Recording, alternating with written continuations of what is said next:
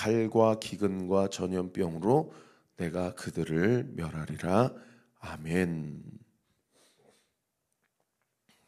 예수께서 이르시되 나를 따라오라. 내가 너희로 사람을 낚는 어부가 되게 하리라 하시니. 마가복음 1장 17절 말씀. 아멘. 우리 같이 한번 암송해 볼까요? 시작. 예수께서 이르시되 나를 따라오라. 내가 너희로 사람을 낚는 어부가 되게 하리라 하시니. 마가복음 1장 17절 말씀. 아멘.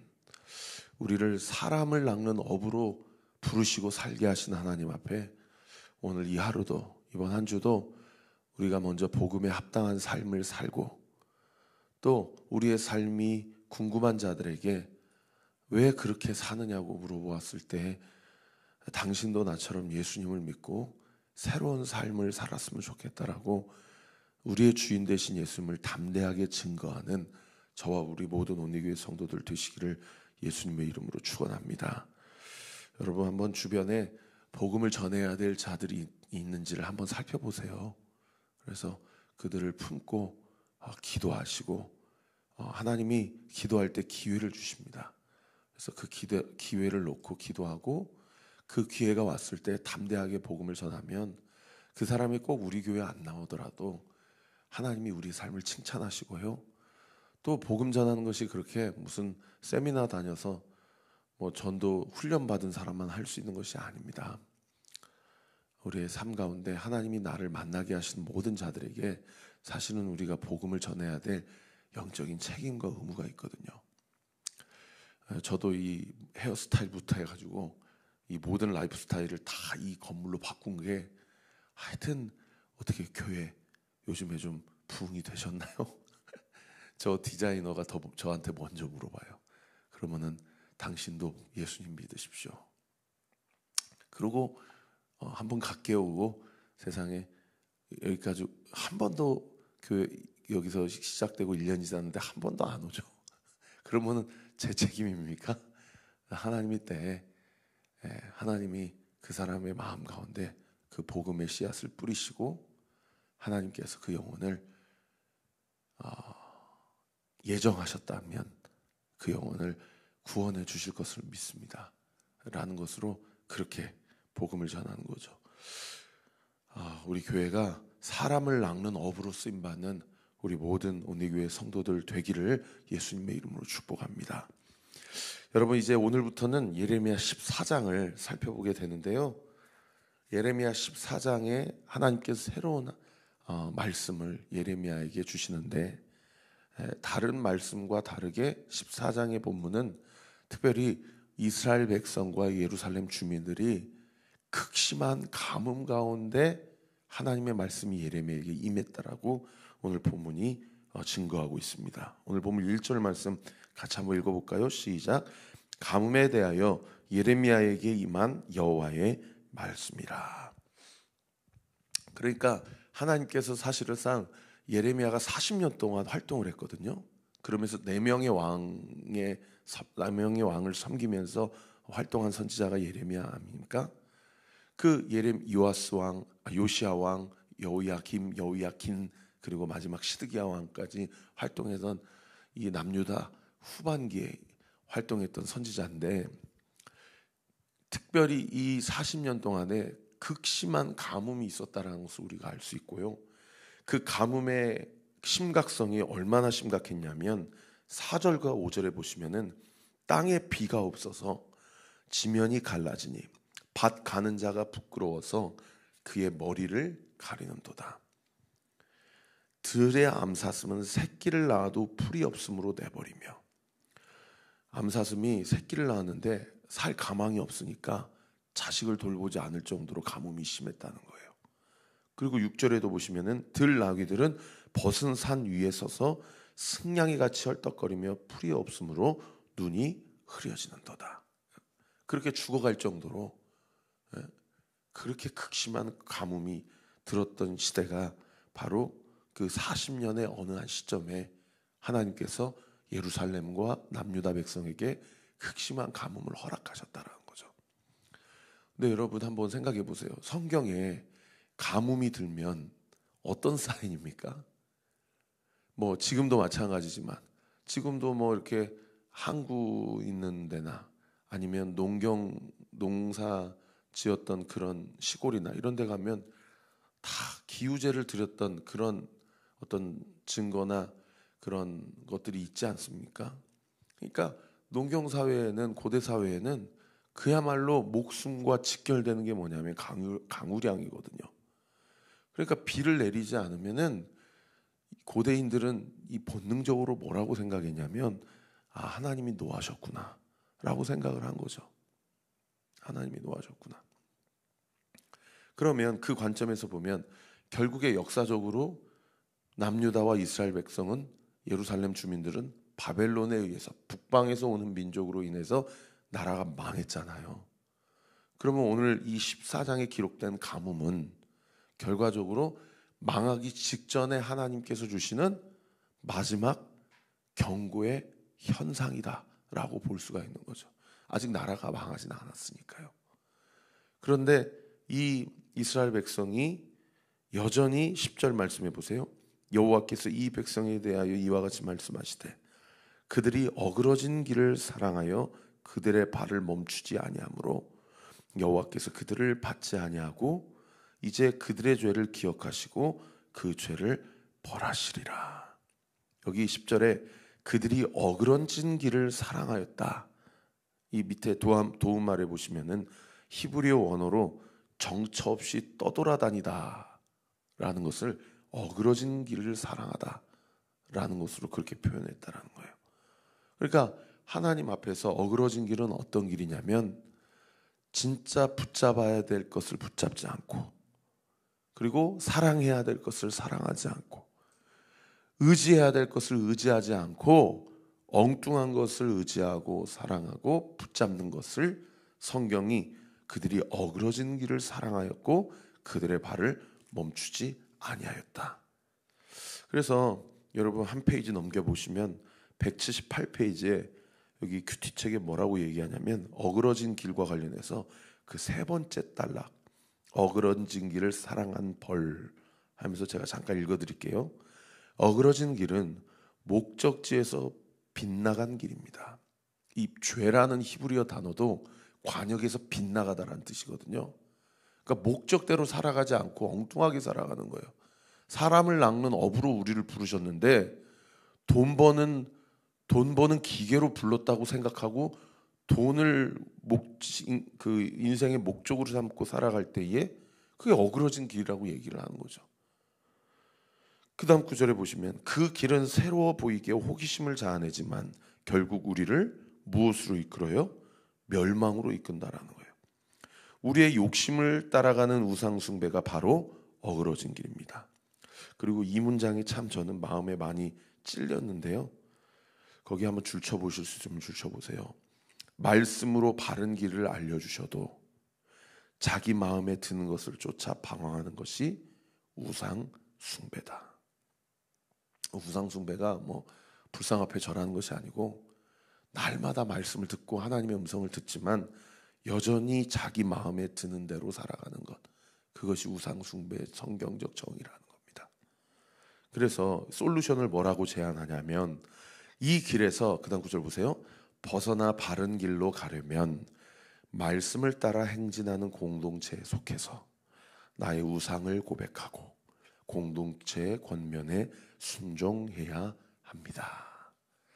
여러분, 우리 온리교회가 말씀을 따라 행진하는 공동체임을 믿으시기를 예수님의 이름으로 축원합니다. 그래서 이 교회를 통해서 하나님이 날마다 나에게 말씀하시는 이 말씀은 누군가 들어야 될 말씀이 아니라 오늘을 살아가는 나에게 하시는 말씀이다 라고 생각하고 주신 말씀을 붙잡고 기도할 때 제가 우리 성도님들에게 분명히 약속드립니다. 주 안에서 두려워하지 마세요. 담대하세요. 그리고 평안하세요. 그리고 데살로니가전서 5장 말씀처럼 항상 기뻐하고 쉬지 말고 기도하고 범사에 감사하는 것이 하나님의 나를 향한 뜻이다 라는 것을 믿음으로 취하고 감사하며 평안하며 기뻐하며 담대하게 살아가는 우리 온리교회 성도들 되시기를 예수님의 이름으로 축원합니다. 제가 왜 이 말씀 드리냐면요, 다시 오늘 본문 본문으로 돌아오셔서 영적인 가뭄이 들어오면 우리 마음 가운데 어떤 감정적 결론으로 귀결되냐? 2절 말씀해 보시면 일단 슬퍼해요. 유다가 슬퍼한다. 이 슬픔이 찾아와요. 그리고 그 다음 구절에 보면 성문의 무리가 뭐 한대요? 피곤해요. 사는 게 피곤한 거예요. 기쁨이 없어요. 내가 이러고 사나? 이러고 열심히 살아서 돈을 벌어서 집안 자기 집 마련하고 자식 새끼들 대학까지 다 학비 보내고 그리고 내가 이러고 피곤하고 사나가나? 이게 인생의 목적인가? 이렇게 헷갈려요. 그 다음에 그 다음 구절을 보세요. 땅 위에서 애통하고, 그 다음 구절 보세요. 예루살렘의 부르짖음이 위로 오르도다. 그러니까 슬퍼하고 피곤하고 애통하고 부르짖고. 또 3절 하반절에 보세요. 귀인들은 자기 사환들을 보내어 물을 얻으려 하였으나 그들이 우물물에 갔어도 물을 얻었어요, 못 얻었어요? 얻지 못하여 무엇으로 돌아온대요? 빈 그릇으로 돌아온대요. 여러분 저 보세요. 말씀 아닌 내가 원하고 그렇게 해야 되는 것으로 살아가는 사람의 인생의 결론이 뭐냐면 빈 그릇이에요. 이게 얼마나 영적으로 허무해지는지 몰라요. 이거를 판다고 우물물을 팔았는데 인생의 결론이 뭐냐면 나중에 60, 70, 80대에서 은퇴하고 내 인생이 뭘 위해 살았나? 너무 허무한 거예요. 너무 답답하고 애통하고 슬픈 겁니다. 공허하고. 그래서 그 다음 구절을 보세요. 빈 그릇으로 돌아오니 부끄럽고 근심하여 그들의 머리를 가리며. 그러니까 결국 어제 본문처럼 수치밖에 안 남는 거예요. 부끄러운 거예요. 야, 이런 헛되고 이런 허무한 것을 위해서 내 인생을 낭비했구나. 물론 저도 목회를 하다 보면 급박한 상황에는 진짜 그야말로 예수님 오른편의 강도처럼 가가지고 예수님 믿으십니까? 아멘. 천사 따라가세요. 예수 그리스도의 십자가의 보혈이 성도님의 모든 인생에 사시면서의 죄악을 다 해결하심을 믿으셨습니까? 아멘. 예수님을 따라가세요.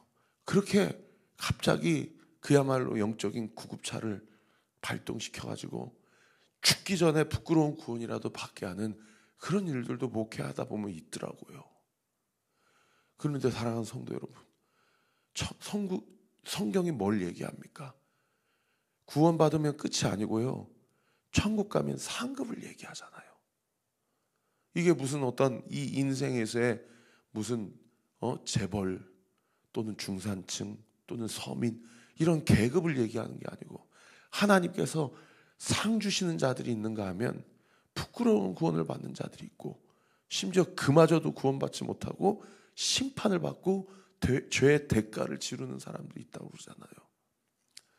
여러분, 우리가 교회를 다니고 신앙생활을 하면서도 우리 인생의 허무함과 공허함이 남지 않기 위해서는 아까 이 규칙책에서 고명한 것처럼 말씀의 공동체에 속해서 하나님의 권면을 들어야 됩니다. 그리고 하나님이 우리에게 말씀하신 것처럼 우리가 말씀 안에 거할 때에 내 주변의 상황은 아무것도 바뀌지 않는 것 같고, 그리고 당장은 정말 오늘 살고 마치 망할 것처럼, 그리고 언제 이 고난과 고통과 환난이 해결될지 모르고 날마다 다람쥐 쳇바퀴 돌리듯이 그렇게 반복적인 삶을 살아가는 것처럼 너무나도 때로는 피곤하고 곤고하고 궁핍한 삶을 산다 하더라도요, 여러분 분명히 믿으십시오. 삶의 환경과 조건이 우리의 영을 만족시킬 수 없다는 거예요. 우리의 영을 만족시키고 우리의 영을 평안하게 하고 하나님의 기쁨이 되는 삶을 살게 하는 것은요, 주님이 나와 함께 하신다는 그 믿음의 확신, 그리고 오늘 희야로도 하나님이 나에게 들려주시는 그 말씀과 음성, 그리고 주님이 공급하시는 말씀에 순종할 수 있는 힘, 그것을 믿고 항상 기뻐하고 쉬지 말고 기도하고 범사에 감사하며 살아갈 때에, 여러분 사도 바울도 그 노년에 그렇게 어렵고 힘든 40에 하나 가만 태장을 5번이나 맞고 그렇게 파선을 당하고 굶고 못 입고 그렇게 가는 곳곳마다 자기를 죽이려 하는 그런 상황 가운데서도 하나님께서 그 삶을 통해서 하나님의 영광을 받으시고, 이제 나는 나의 믿음을 지키고 하나님이 나에게 주신 모든 사명을 감당하게 하셨으니 이후로는 나를 위하여 생명의 면류관이 준비되었는 줄 믿노라. 할렐루야. 여러분, 그렇게 사명 감당하는 저와 우리 모든 온리교회 성도들 되시기를 우리 구주 예수 그리스도의 이름으로 축원합니다. 그래서 다시 그 큐티책 한 페이지 넘겨보시면 첫 번째 단락에 제 눈에 확 들어왔던 문장이 어디냐면, 거기 첫 번째 단락에 보시면 가뭄은 주님의 진노를 알리는 수단입니다. 하지만 주님을 잊은 백성은 목마르다고 불평하면서 마른 우물만 힘겹게 찾아다닙니다. 우리 역시 가뭄과 같은 사건이 닥칠 때 그것을 허락하신 하나님을 생각하지 않고 자력으로 필요를 채우려고 합니다. 하지만 구원은 마른 땅이 아닌 하늘에서 내리는 비에 달려 있습니다. 따라서 성도는, 여러분 거기 줄 치세요. 물 없는 땅보다 말씀 없는 하늘을 걱정해야 한다. 성도는 물 없는 땅보다 말씀 없는 하늘을 걱정해야 한다. 내 영혼이 말씀을 잘 받아들여 거룩한 생명으로 자라가야 합니다. 사랑하는 성도 여러분, 물 없는 땅 걱정하지 마세요. 할렐루야. 말씀 없음을 두려워하십시오. 말씀이 있다면 하나님께서 위로부터 만나도 내려주시고 비도 내려주심을 믿으시기를 우리 구주 예수 그리스도의 이름으로 축원합니다. 자, 이러한 영적 실태를 예레미야가 보고, 예레미야가 한 일이 무엇인지 아세요? 자기 가정을 보니까 영적인 가뭄이에요. 자기 삶을 보니까 영적으로 가뭄이에요. 여러분, 이거를 깨닫는 것도 엄청난 하나님이 주신 은혜 아닙니까? 가장 영적으로 하나님 앞에 심판받은 것이 비가 내려오지 않는 것이 아니고요, 영적으로 깨닫지 못하는 게 가장 큰 심판이에요. 그러니까 예레미야는 이거를 깨닫고 하나님 앞에 무릎을 꿇고 결단하며 기도하는데 7절 말씀에 이렇게 기도합니다. 여호와여, 우리의 죄악이 우리에게 대하여 증언할지라도 주는 주의 이름을 위하여 일하소서. 우리를 위해서 비를 내려주시는 것이 아니고 하나님을 위해서, 주님 당신의 백성들이 이러한 상태니 주님 당신을 위해서 비를 내려주세요 라고 기도합니다. 여러분, 영적으로 깨닫는 것이 가장 큰 은혜예요. 말씀이 들릴 때에 그것이 하나님이 나와 함께 하신다라는 증거예요. 할렐루야. 그것만으로서도 여러분의 삶 가운데 영적인 당당함을 갖고 하나님 앞에, 세상 앞에서 담대하게 살아가는 은혜가 있게 되기를 예수님의 이름으로 축원합니다. 그렇게 되면 무엇을 위해 기도해야 될지 아는 거예요. 그래서 예레미야가 이렇게 기도하는 거죠. 우리를 위해서가, 나를 위해서가 아니라 하나님을 위해서 비를 내려주세요. 그러면서 예레미야가 뭐라고 얘기해요? 자기가 짓지도 않은 죄를 자기의 죄로 여기고 회개합니다. 그 다음 구절 보세요. 우리의 타락함이 많으니이다. 우리가 주께 범죄하였나이다. 저는 여기 말씀 묵상할 때 예레미야가 그들이 타락함이 많으니이다, 그들이 주께 범죄하였나이다, 이렇게 기도를 안 하고 자기를 포함해서 우리가 타락함이 많으니이다, 우리가 주께 범죄하였나이다, 이렇게 기도를 하는 거예요. 여러분, 이게 예레미야가 하나님께서 예레미야에게 주신 은혜예요. 제가 늘 이야기하죠. 공동체 안에, 가정 안에, 우리 교회 안에 어떠한 성도가 불편하게 해요.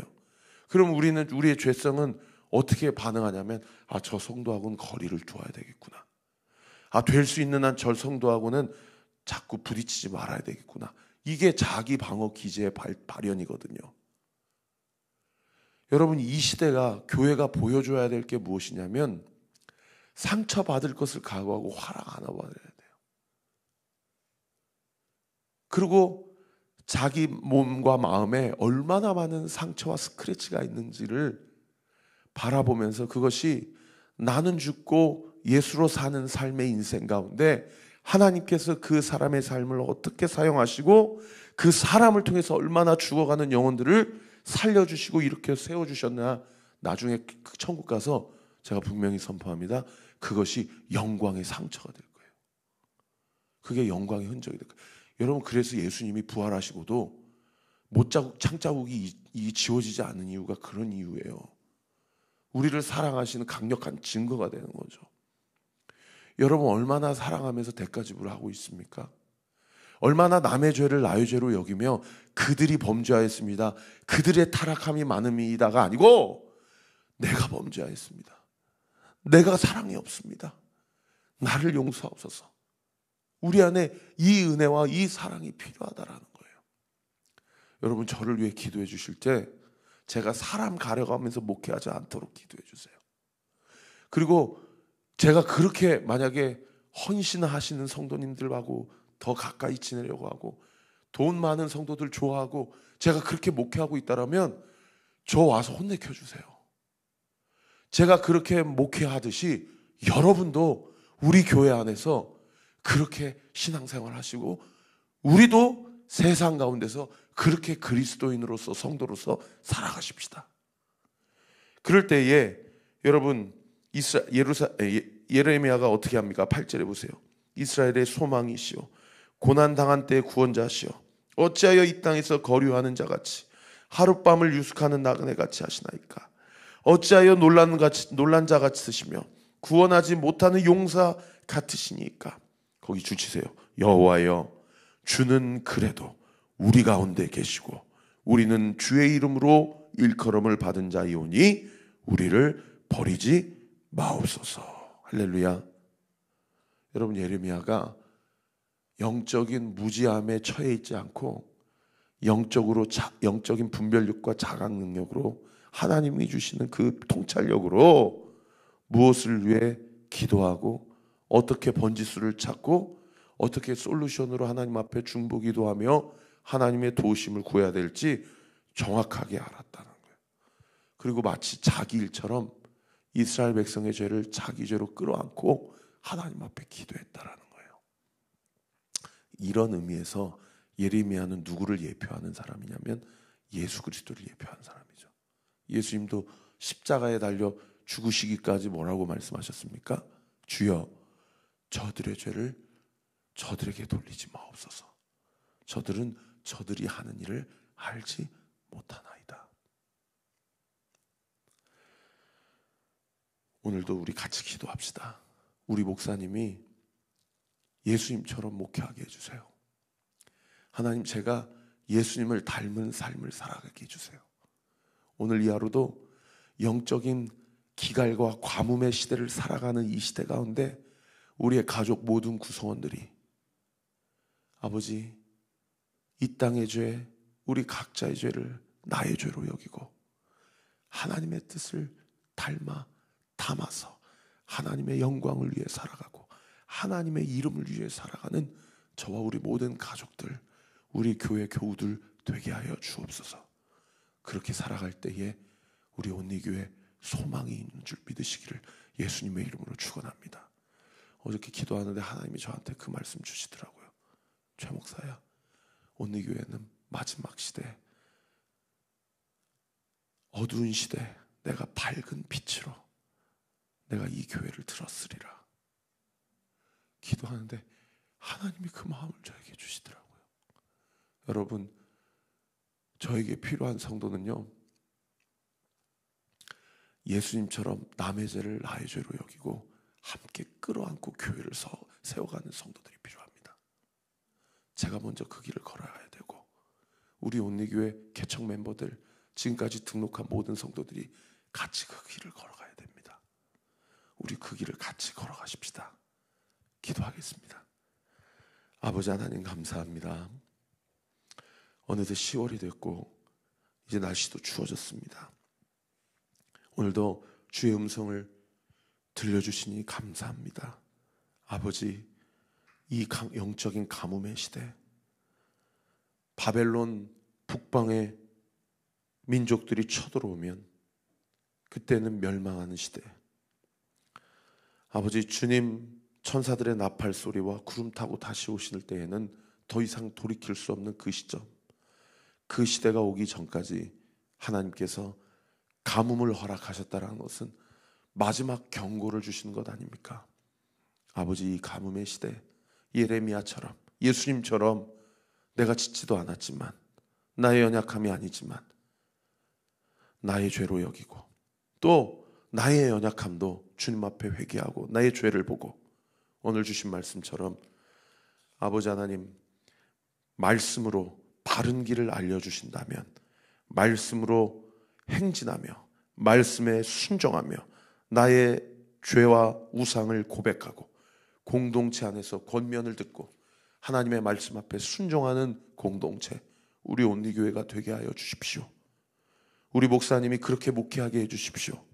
우리 성도들이, 우리 등대지기가, 우리 모든 등대원들이 그렇게 주 안에 반응하고 겸손하게 주의 뜻을 따르는 교회 되게 해주십시오.